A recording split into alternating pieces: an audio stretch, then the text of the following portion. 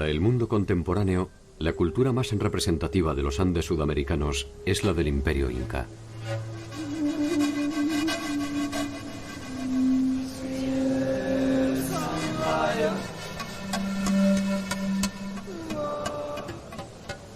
Sin embargo, la historia imperial de los incas representa apenas un siglo.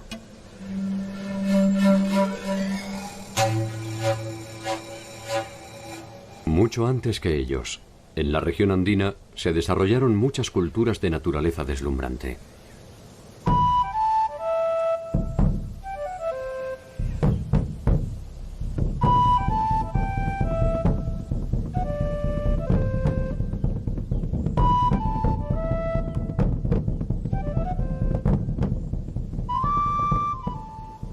Conocer este mundo preincaico es una aventura siempre inquietante.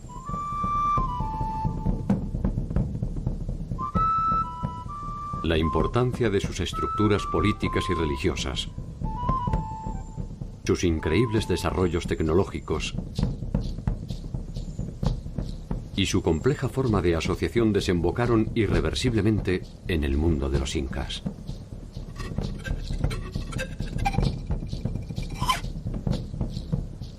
Ciudades milenarias, recintos funerarios escondidos, dioses latentes y sueños incumplidos se reproducen a lo largo y a lo ancho del territorio andino, como muestra de un modelo inédito de convivencia que puede proyectarse hasta nuestro presente.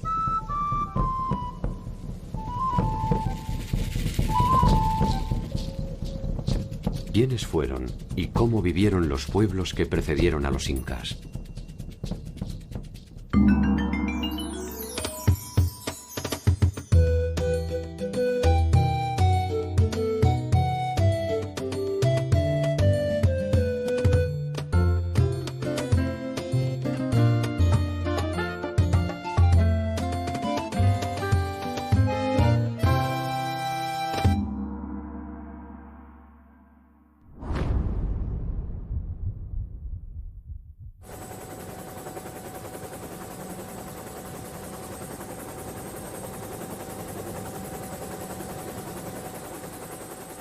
En el inicio de la invasión española al territorio del estado incaico, estos poseían un control hegemónico de su territorio desde la costa a la sierra y desde Colombia hasta Chile y Argentina.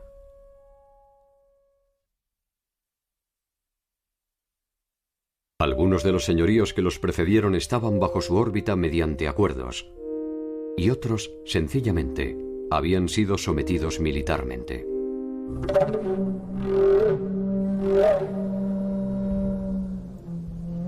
El mundo andino, sin embargo, ya había conocido formas de organización imperial menos extensas, pero igualmente efectivas.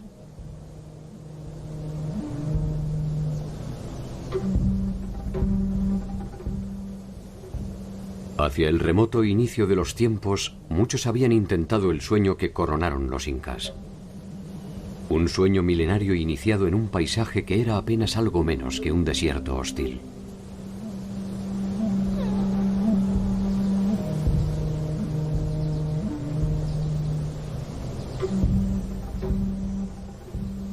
Resulta difícil pensar que allí germinaron las raíces de civilizaciones deslumbrantes.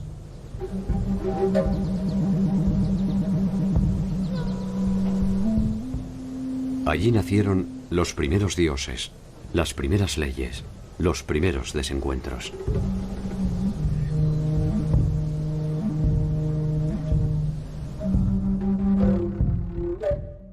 Hasta hace poco tiempo, Egipto, Mesopotamia, China e India eran consideradas por su antigüedad y complejidad como las únicas civilizaciones madres de la humanidad.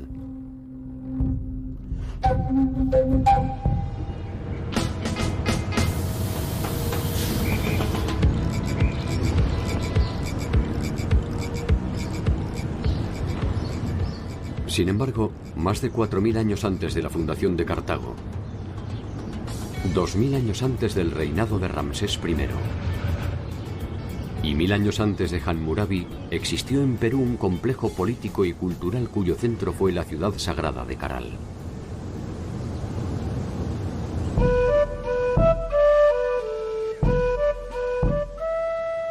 El paso del tiempo ha dejado escasas huellas de la gran ciudad.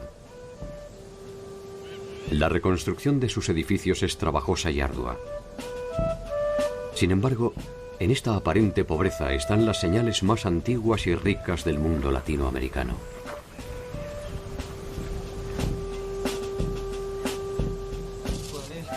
Entender qué nos dice este rastro de polvo es empezar a comprender la complejidad de nuestro tiempo.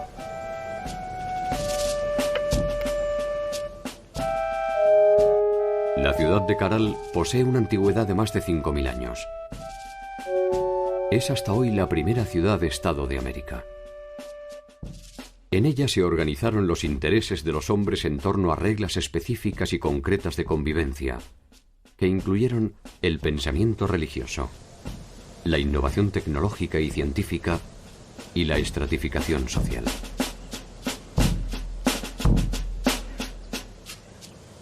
La incógnita en torno a Caral fue revelada por el equipo de arqueólogos de la Universidad de San Marcos, conducido por Ruth Sadi.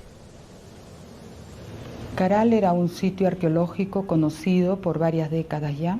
Ha destacado siempre por su arquitectura monumental y quizás por esa complejidad arquitectónica es que los colegas pensaban que era un sitio de aproximadamente 1000 a.C.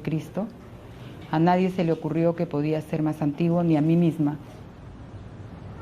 Cuando empecé la prospección arqueológica en el Valle de Supe en 1994, yo fui a reconocer un sitio que no había sido investigado todavía en extensión, y así fue como empezamos los trabajos que han continuado hasta el presente.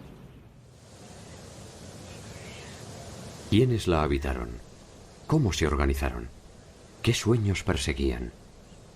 ¿Qué pesadillas los alcanzaron? Grandes preguntas que un arrebato del viento permite descubrir para interpretar la historia del mundo.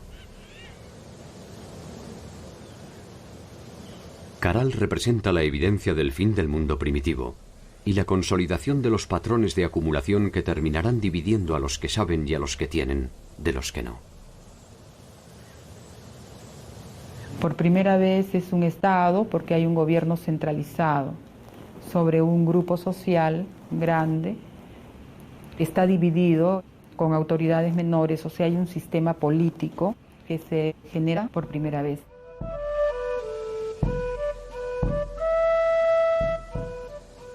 Extendida sobre una superficie de 50 hectáreas, posee 32 conjuntos arquitectónicos entre los que se encuentran el Templo del Anfiteatro, la Pirámide Mayor y la Pirámide de la Galería. No es solo Caral, son 18 asentamientos en el Valle de Supe, de diferente extensión, de diferente complejidad. Comprendió los territorios de costa, de sierra y de selva. O sea, por primera vez en el Perú se tendió un eje de interacción entre las sociedades que poblaban las diversas regiones. De modo que tenemos productos, conocimientos y experiencias que de la selva se trasladaron a la sierra, de la sierra a la costa, y todo fue un eje que enriqueció el proceso general de esta sociedad.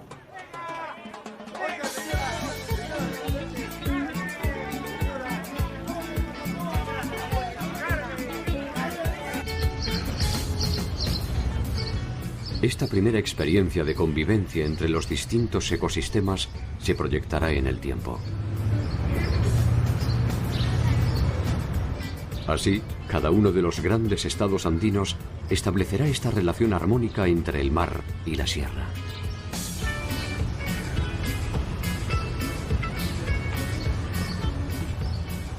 La importancia que tiene el sitio arqueológico es que testimonia el proceso cultural que dio origen a la civilización más antigua de América.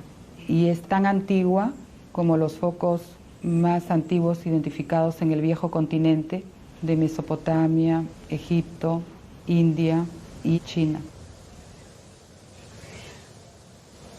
Caminando entre los vestigios de la ciudad, se pueden apreciar los vastos conocimientos arquitectónicos que poseyeron sus moradores. Caral era un gran asentamiento urbano y estamos frente a una sociedad jerarquizada. hay distinciones en cuanto a la forma de vivir. Están las casas de los funcionarios al costado de los edificios. Luego tenemos las casas de los servidores, que son mucho más pequeñas, y están las casas en la periferia, que son todavía más pequeñas. Entonces se nota que hay un modo de vida distinto de acuerdo a la posición que los individuos tenían dentro de la organización social. El salto cualitativo de la concepción urbanística y arquitectónica define a Caral como una morada destinada a los dioses. Y los que ordenaron su construcción no pueden ser otra cosa que sus intermediarios. La ciudad testimonia eso. La arquitectura implica conocimientos de matemáticas, de geometría, de estabilidad de los materiales para que una construcción piramidal de más de 20 metros no se venga abajo. Implica también conocimientos de astronomía, aplicaron conocimientos en la tecnología agraria. Entonces, todo ese cúmulo de conocimientos hizo o sustentó el prestigio de la ciudad. Reconstruir la maravilla de la ciudad es un trabajo delicado que exige a los arqueólogos su máxima atención. Cada piedra es algo más que una parte decisiva de una edificación. Sobre ellas reposan un contenido espiritual y otro político que en algún sentido son lo mismo. En esta etapa del desarrollo civilizatorio, el Estado utilizó mucho de la religión.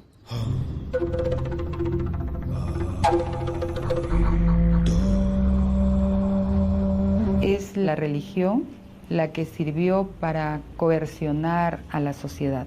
Si no cumples con el trabajo que tienes que dar en tal fecha a tal dios, entonces te va a ir mal. El miedo ha sido la herramienta sobre la cual se edificaron la mayor parte de las sociedades madres. Sin embargo, Caral ofrece una versión distintiva. La ciudad no posee indicios de presencia militar, ni siquiera de tipo defensivo. Quizás se pueda suponer que durante más de 1000 años, un grupo humano numeroso pudo convivir en armonía sin la violencia que resulta ser el signo dominante de la historia universal.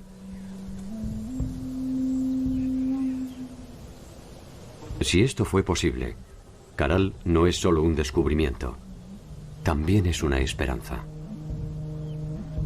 El militarismo, al parecer, surge más adelante. En esta etapa primera del desarrollo de la sociedad, el Estado representa frente a los dioses a los hombres, sigue siendo humano. Posteriormente, con el señor de Zipán, el Estado o los gobernantes son divinos. De alguna manera se puede deducir que el tiempo de los dioses fue un tiempo de paz. La hora de los hombres iniciaba su cuenta regresiva. La ciudad fue la primera víctima de estos nuevos tiempos. La ciudad de Caral fue ocupada de modo ininterrumpido hasta los 1000 años y luego de eso la ciudad fue abandonada definitivamente. Nosotros trabajamos la hipótesis de que se formaron otros polos de desarrollo en otras partes del territorio del Perú. Otras sociedades que habían estado participando sin ser el centro empezaron a desarrollar también modelos de vida civilizada, tanto en el norte como en el sur, y generaron otros focos que incorporaron otras sociedades, y eso es lo que creo yo reemplazó en prestigio a Caral progresivamente. Caral es el descubrimiento más trascendente de la arqueología reciente. Es allí donde se encuentra la matriz del mundo andino. El primer eslabón de una serie de culturas que terminarán desembocando en el célebre Estado Inca. Una cadena que exige detenernos en una serie de culturas que nos darán el ADN definitivo de un tiempo tan majestuoso como inusual.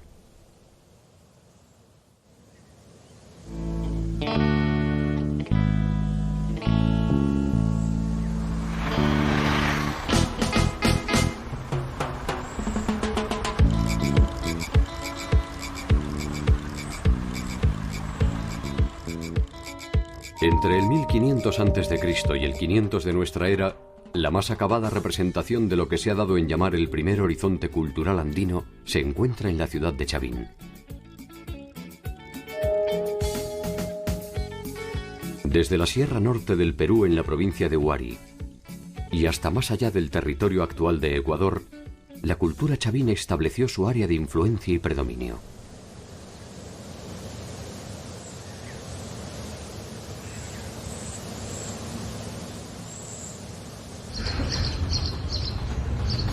Cerca de allí, al final de su tiempo de gloria, se desarrolló otra importante cultura andina en los alrededores de Lima.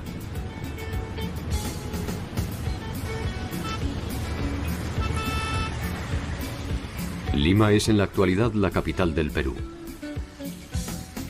Los conquistadores españoles la llamaron la Ciudad de los Reyes y establecieron allí la sede del gobierno colonial. Probablemente su estratégica ubicación cercana al mar y un interés por debilitar la influencia de la antigua capital incaica, Cuzco, determinó su emplazamiento.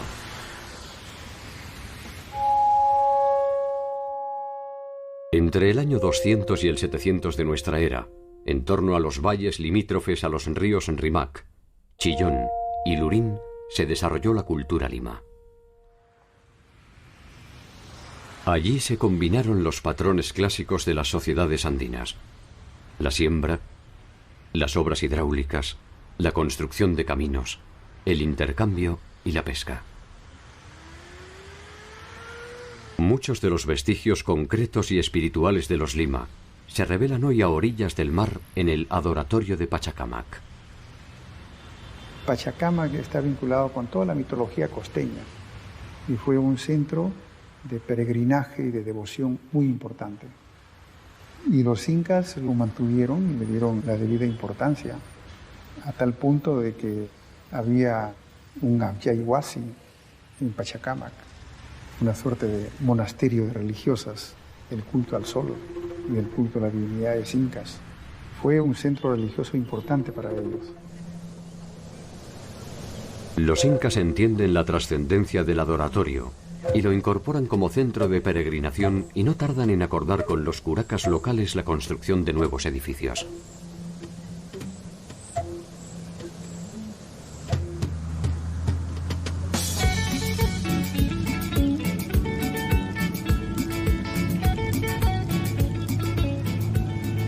Una estrategia similar realizaron los incas cuando procedieron a la conquista del pueblo aymara en las inmediaciones del lago Titicaca. Para aquel entonces, el majestuoso centro ceremonial del Tiwanaku había sido abandonado.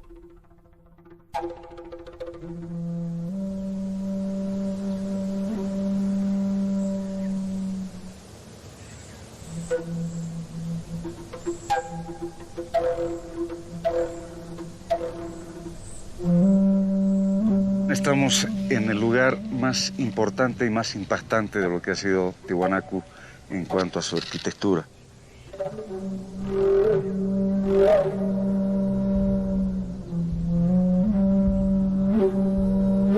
Tiwanaku es un conjunto de pueblos, un conjunto de grupos étnicos. En Tiwanaku se hablaba el quechua, se hablaba el aymara, se hablaba el puquina, se hablaba el chipaya, en fin, había una enorme cantidad de lenguas, así como pueblos. El lago Titicaca, ubicado a 3.850 metros sobre el nivel del mar, no era solamente un accidente geográfico. Era el símbolo de un imperio milenario en el que se sentaron las bases de la organización andina.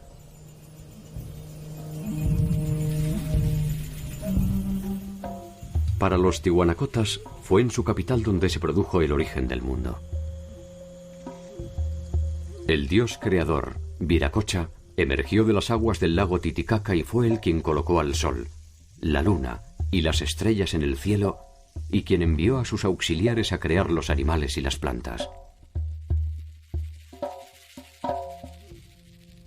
Fue él quien talló en piedra a los hombres, les dio vida y los entregó al mundo.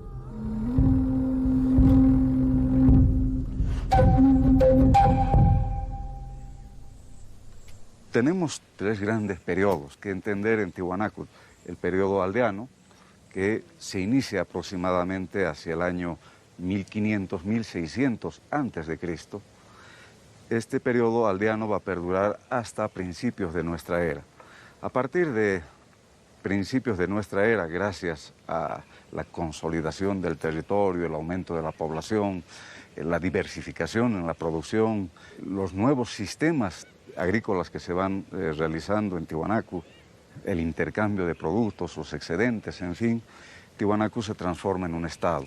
Es la época de las grandes construcciones, es la época donde hay ese predominio religioso.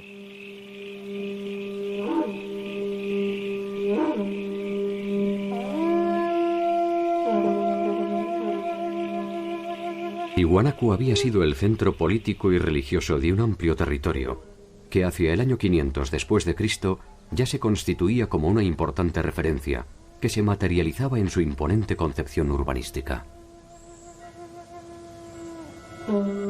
Los templos están relacionados con la parte de la cosmovisión andina. Muchos de ellos están jugando un papel relacionado con lo que son sus cultos, sus dioses, y sobre todo vamos a ver la importancia que tiene la astronomía en cada uno de estos templos, convirtiéndose en verdaderos calendarios que les están dando las fechas para las fiestas, como para también la época de la siembra. Las pirámides, las construcciones elevadas que están relacionadas al sol, la luna, las estrellas, los astros. También están los dioses del Acapacha, lo que son las construcciones al nivel del suelo, de piso, como el Akalasasaya. Y finalmente los templetes subterráneos, que están más vinculados a las divinidades de la fertilidad, la fecundidad. El templete semisubterráneo posee una planta cuadrangular delimitada con muros de arenisca roja que fueron sostenidos mediante 57 pilares. Sobre sus paredes se encuentran 157 cabezas enclavadas que representan una diversidad de etnias que resulta decididamente desconcertante.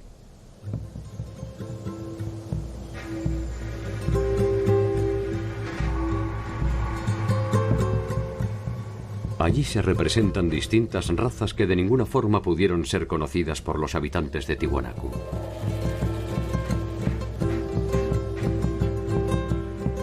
Muchas son las hipótesis a propósito de su significación.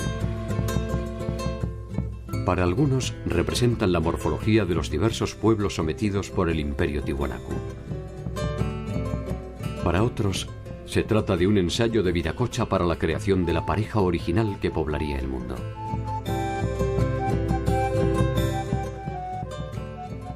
Los tiwanacotas proyectaron y realizaron obras monumentales, entre las cuales destaca la maravillosa Puerta del Sol, cuyo emplazamiento original es todavía un enigma. La Puerta del Sol nos está mostrando un complejo calendario, un calendario de carácter solar, lunar y a la vez agrícola. Los personajes alados están 15 a cada lado. Nos muestran los 30 días del mes y vamos a tener 11 pequeños soles, más el 12º, que es el dios solar en la parte central, que nos está mostrando también esa división de 12 meses en el año.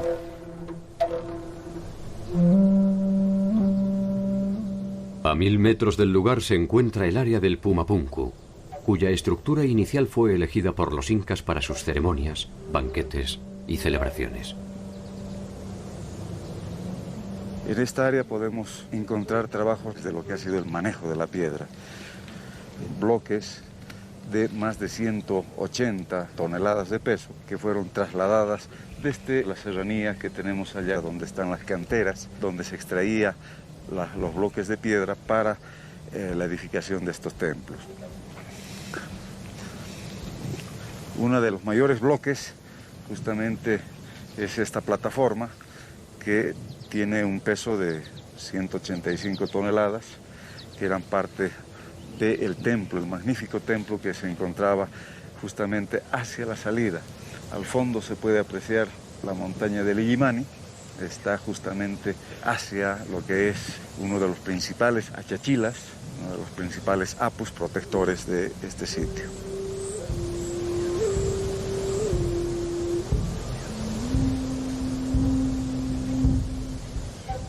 Tiwanaku tiene una gran importancia no solamente para el área del altiplano, sino también su importancia va a radicar en la influencia que ha tenido en el desarrollo cultural prehispánico en muchas culturas en gran parte de América.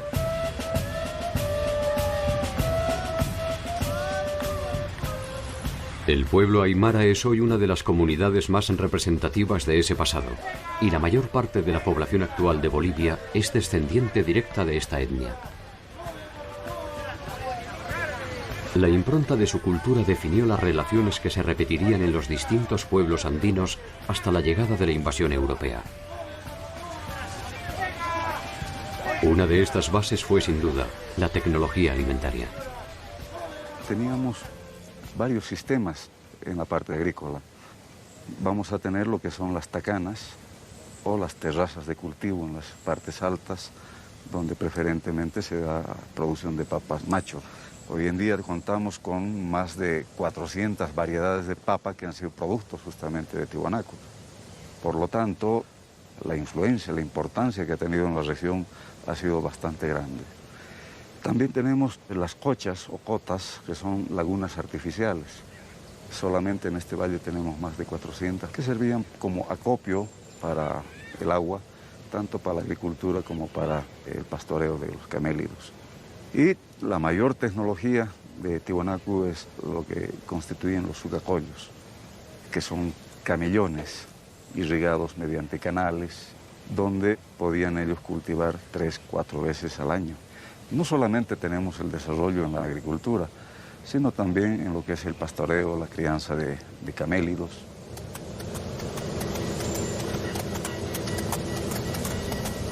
Gracias a ellos se tornó industrial la producción de carne desecada, conocida como charqui.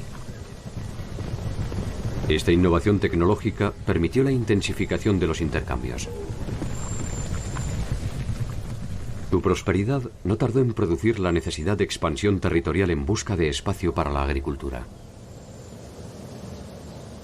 Hacia el 700, Tiwanaku deja de ser un estado con predominio religioso, teocrático, se va transformando en un estado militarista, expansionista, donde va abriendo sus fronteras, va creciendo, se van formando nuevas ciudades que están distribuidos hasta la costa del Pacífico, así como también gran parte del Perú, incluso entrando hacia Argentina y Chile. Y esto va a traer convulsiones sociales.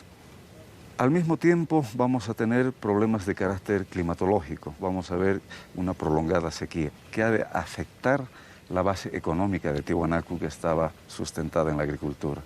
Este colapso hace que Tiwanaku empiece a desintegrarse, a dividirse en pequeños grupos.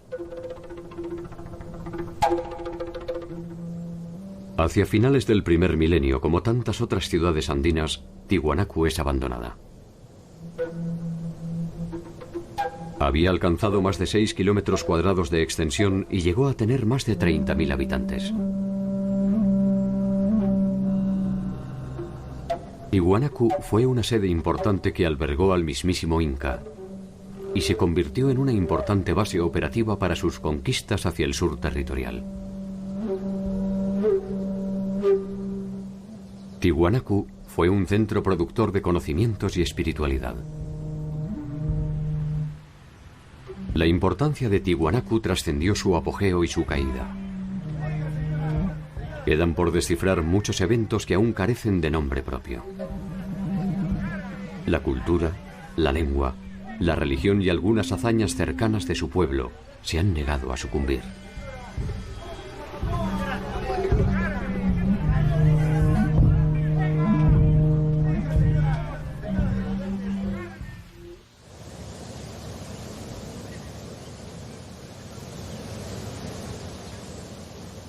Según la leyenda, la ciudad de Chan Chan fue fundada por un mítico líder que habría llegado del mar.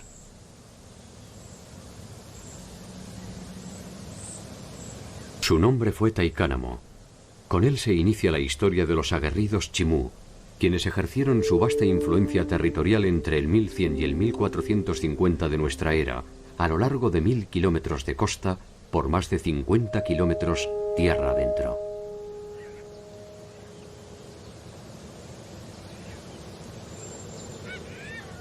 En Chan Chan llegaron a vivir más de 50.000 habitantes, y la armónica y serena belleza de la ciudad, con sus trabajados muros de barro, está aún en pie. Los chimús protegieron específicamente sus conquistas agrarias y no dudaron en ejercer su poderío militar para asegurarse el control de los cauces de agua que garantizaban la siembra.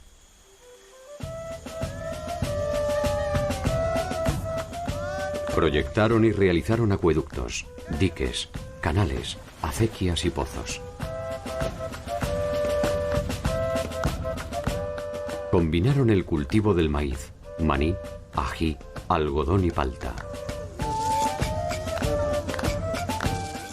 Su artesanía fue fundamentalmente utilitaria y desarrollaron un eficaz aprovechamiento de la totora que les sirvió para la realización de viviendas y balsas.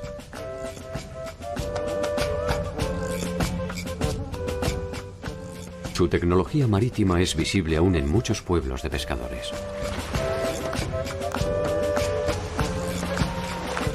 Sus conquistas se extendieron hacia el norte y el sur de Chan Chan, y nada parecía poner en duda su hegemonía. Nada hasta que se toparon con los ejércitos del Inca Pachacútec. La conquista de Chan Chan no fue una empresa fácil. Capac Chimú comanda a su pueblo cuando los incas se plantan a las puertas de su territorio.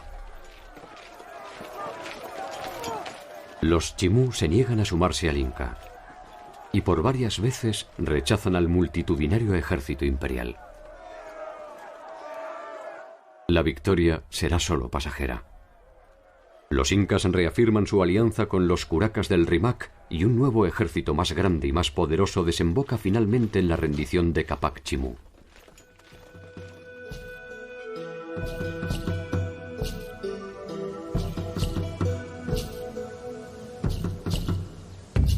Sus líderes son desterrados y sus tierras se reparten entre los aliados incas.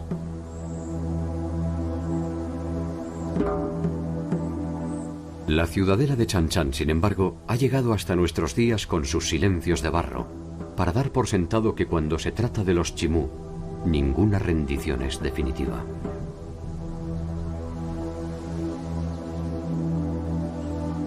El control territorial y espiritual del mundo andino se mantuvo por más de 5.000 años asentado en diferentes pueblos. En el Valle de Supe, en Chavín, en Huari, en Tiwanaku, en Chan Chan y en Cuzco. Su organización estatal fue evolucionando hacia formas cada vez más complejas que sin embargo no abandonan los principios fundamentales que le dan cohesión. Cuanto más tiempo pasa, más andinos son. Una de las claves de su funcionamiento es la integración de todos sus habitantes en un sueño colectivo fuertemente regulado por el Estado.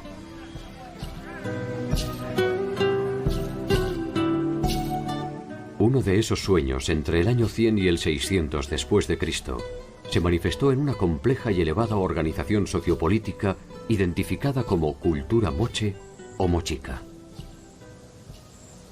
En la cultura moche o mochica surge y se desarrolla en un territorio de cerca de 700 kilómetros que cubren gran parte de los valles de la costa norte del Perú.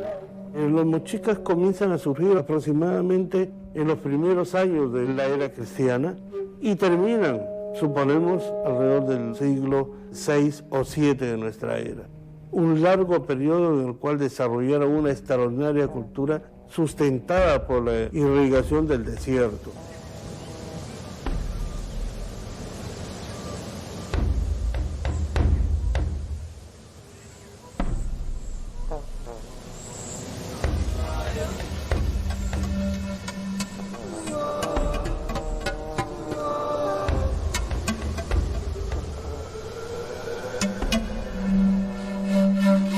La conquista fue una de las formas mediante la cual se obtuvieron tierras, sirvientes, esclavos y riqueza.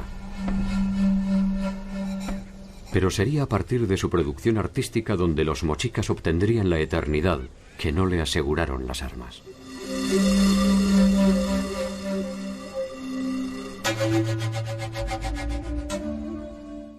Sus trabajos de metalurgia constituyen una importante muestra de la capacidad tecnológica de los mochicas y poseen no solo una calidad formal inusual, también un carácter simbólico que nos permite establecer algunas consideraciones a propósito de sus formas de agrupación.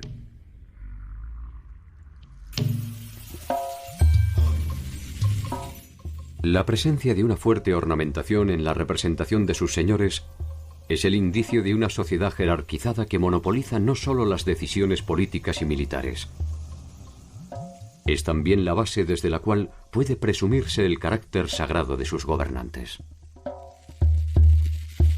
El oro como metal sabemos que no tenía ningún valor comercial. El oro estaba reservado exclusivamente para los ornamentos de los soberanos.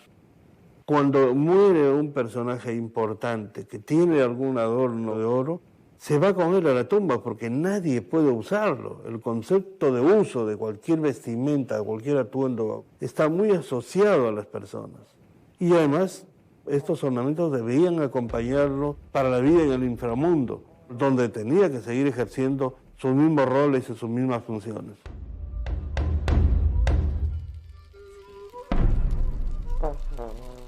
La cerámica moche atravesó todos los estadios posibles de la manifestación artística y es, sin lugar a dudas, una de las más atractivas y delicadas de la historia de la humanidad.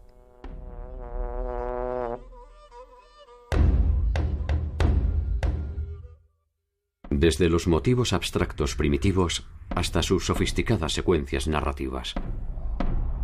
Desde sus temáticas bélicas hasta las eróticas, en cada uno de los casos puede verse la cualidad de sus artesanos y la afirmación y personalidad de una cultura.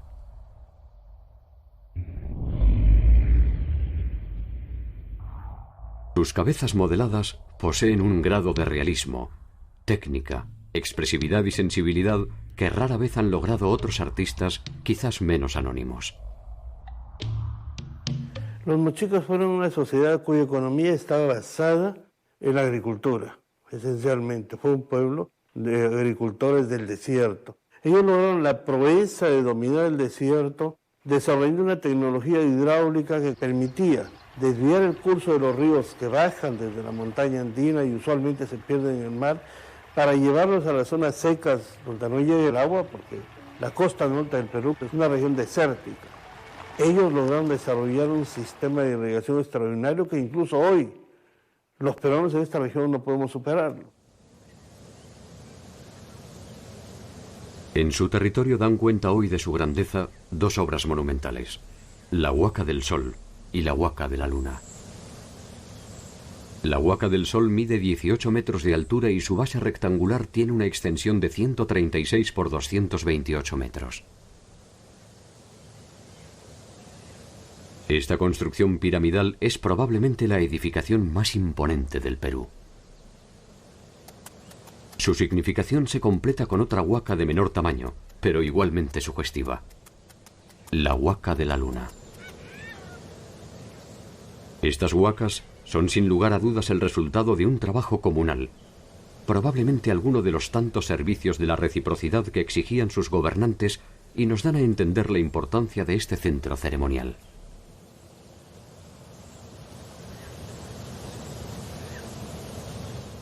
Muchos de los misterios de esta cultura guerrera han comenzado a revelarse a partir de un descubrimiento sorprendente: la cámara funeraria del señor de Sipán. Las tumbas de Sipán fueron descubiertas a raíz del inicio de un saqueo en el monumento de Sipán. Se descubre una tumba con algunos objetos de oro y se desata una verdadera fiebre de oro en el pueblo. Iniciamos inmediatamente un trabajo de rescate arqueológico en una situación muy dramática que forma parte de toda la historia de esta excavación. Logramos detener el saqueo. En el año 87 iniciamos el trabajo de excavación que nos condujo algunas semanas más tarde a uno de los descubrimientos arqueológicos más importantes del antiguo Perú, la tumba del señor de Sipán. Lo importante de este descubrimiento es que por primera vez se logra presentar al mundo la tumba intacta, excavada científicamente, de un soberano del antiguo Perú. Este sepulcro ofreció una serie de revelaciones que permitieron establecer un cuadro más acabado de la organización mochica a partir de la riqueza de sus múltiples significados. Cuando encontramos la tumba de este personaje, nos dimos cuenta inmediatamente por la variedad y por la forma de los atuendos, los emblemas, que estamos frente a uno de los hombres más importantes de su tiempo. Usualmente los arqueólogos tenemos una nomenclatura muy típica para esas tumbas, tumba 1, tumba 2. Nosotros fuimos un poco a la idea de no solamente rescatar objetos arqueológicos, sino también la presencia humana y el espíritu de un pueblo.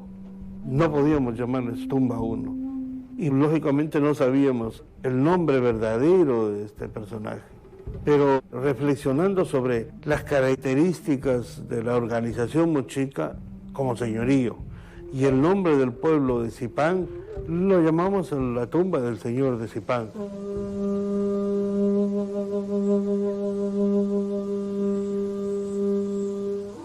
Se trata de un recinto abierto con paredes de adobe que mide 5 metros por 5.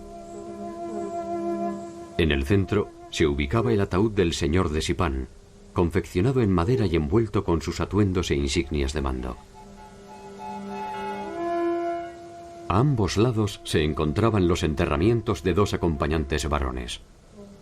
Uno de ellos, ubicado en la misma posición que el señor de Zipán, sería presumiblemente un jefe militar. Opuesto a él se encuentra otro personaje de rango, que ha sido identificado como un jefe de protocolo. Un perro los acompaña, probablemente siguiendo las tradiciones que los identificaban como guías en el viaje hacia el más allá. La parte central de la cámara funeraria era el ataúd conteniendo el ajuar del señor de Zipán, que envolvía el cuerpo del señor al momento de su muerte. Este ajuar estaba compuesto por un conjunto maravilloso y extraordinario de ornamentos de oro, plata, cobre y cobre dorado, vestimentas, atuendos. La mayor parte de ellos son emblemas de rango. En la esquina suroeste de la cámara se encontraba un niño de aproximadamente 10 años, el techo, y sobre el techo el guardián que cuidaba la tumba. Y el guardián tenía los pies amputados como una señal simbólica de que no debía abandonar su puesto de vigilancia para la eternidad. Finalmente, el último acompañante estaba colocado en una de las paredes en posición sedente, como un vigía, custodiando la cámara de su señor. Este conjunto de acompañantes probablemente fueron parte de su séquito real, que tenían la obligación de acompañarlo en su muerte. La disposición de los cuerpos y el hallazgo de más de 200 vasijas escultóricas que representan personajes de importancia definen la noción de la muerte como un viaje hacia la eternidad en la cual el noble es acompañado por un séquito que ha sido sacrificado a tal efecto.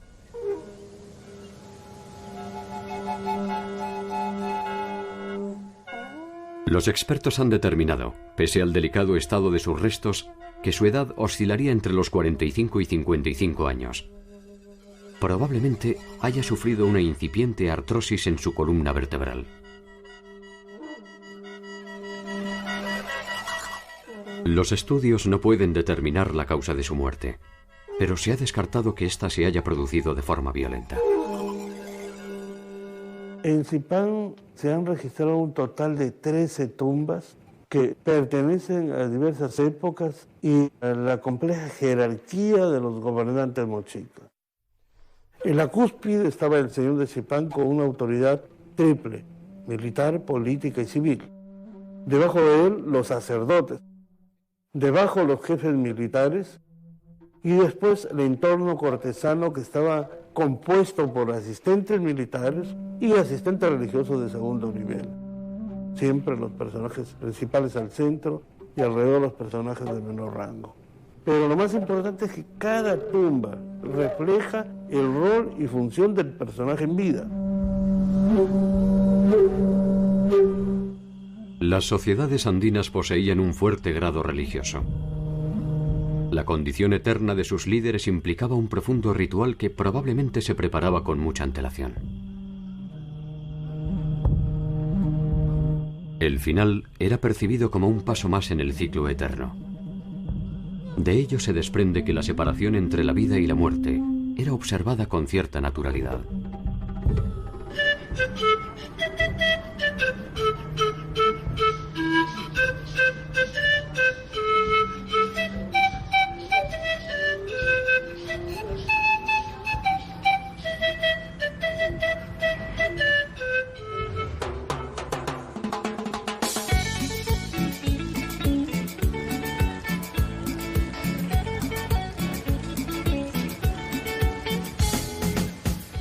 La vida y la muerte, los dioses y los hombres, la siembra y la cosecha. La dualidad del ser andino permite explicar el mundo mediante opuestos que forman una sola entidad.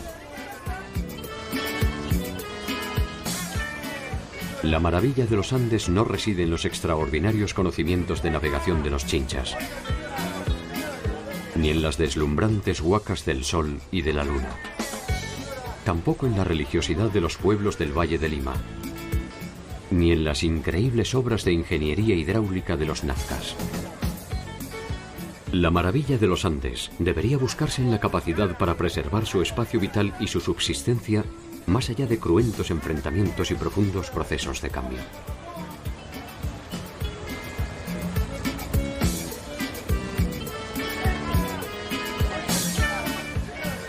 Quizás sin saberlo, seguimos esas mismas huellas que nos ofrecen la oportunidad de protagonizar una nueva realidad. Como aquellos hombres, se avanza buscando las mismas sensaciones: seguridad, progreso, estabilidad, bienestar. Un equilibrio complejo que conlleva vivir constantemente sobre el filo del bien y del mal.